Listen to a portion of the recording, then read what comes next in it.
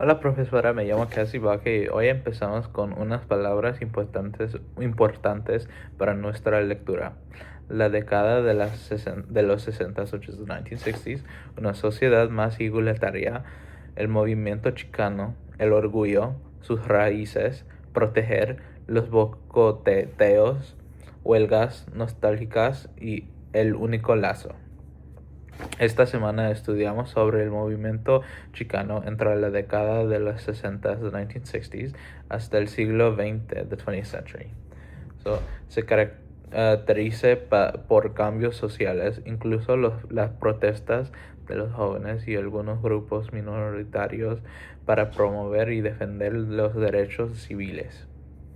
Con la edad de promover una sociedad más igualitaria, surgió el movimiento chicano en que unieron los esfuerzos de los estudiantes y trabajadores de origen mexicano en los Estados Unidos. Entonces la palabra chicano empezaba a ser utilizada por los mexicoamericanos para demostrar el orgullo que sentían por sus raíces.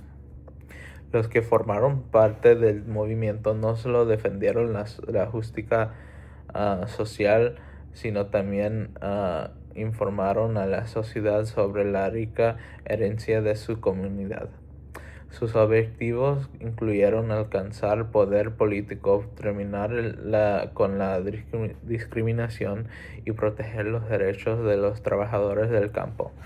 Otra meta era recuperar la tierra perdida con huelgas, manifestaciones pacíficas y boicoteos.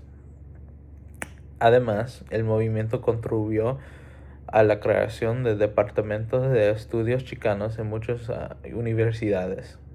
Los programas de estudios chicanos documentaron y analizaron las contribuciones artísticas de la gran población de origen mexicano en este país. Hasta la próxima, profesora. Hasta la próxima parte.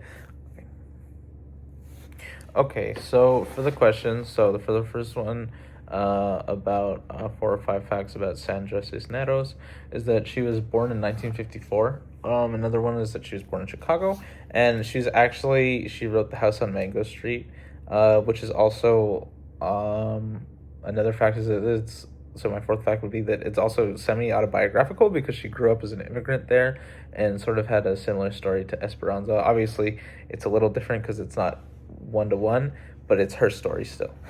So that's a really great facts about that. So when, how, and why did the Chicano movement begin?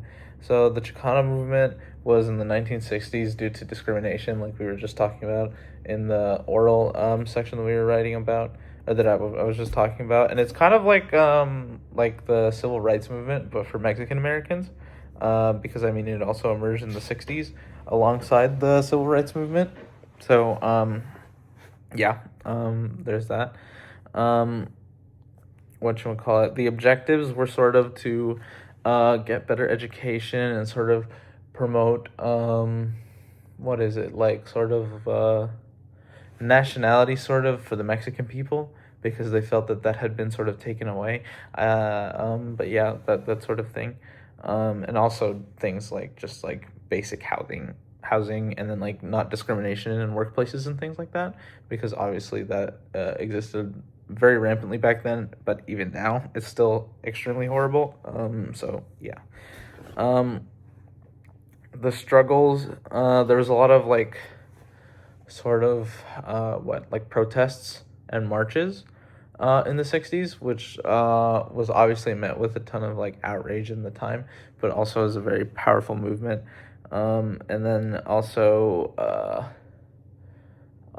it even went to like I know there was lawsuits and stuff like that that led to things like it being taught in government or in universities, which is what we talked about. And then Sandra Cisneros, donde ella es, and she's Chicana, and she's from Chicago in 1954.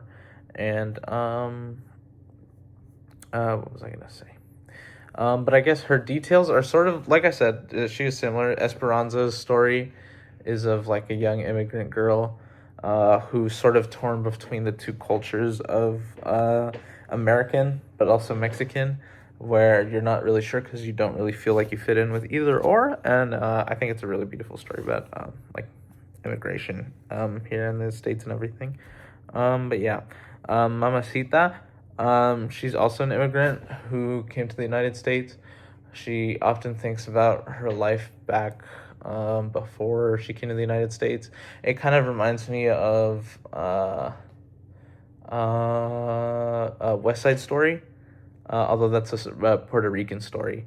But it's also got that similar feeling of being in a new country and feeling opportunity, but also feeling that back in your homeland you had much more security and that sort of thing. And also the fact that a lot of these wives or their husbands are out working hard, which is sort of what Mamacita has, as opposed to them being able to do more, because it's like just the way a lot of things were back then is just really sad. But yeah. Okay. Hasta luego, profesora.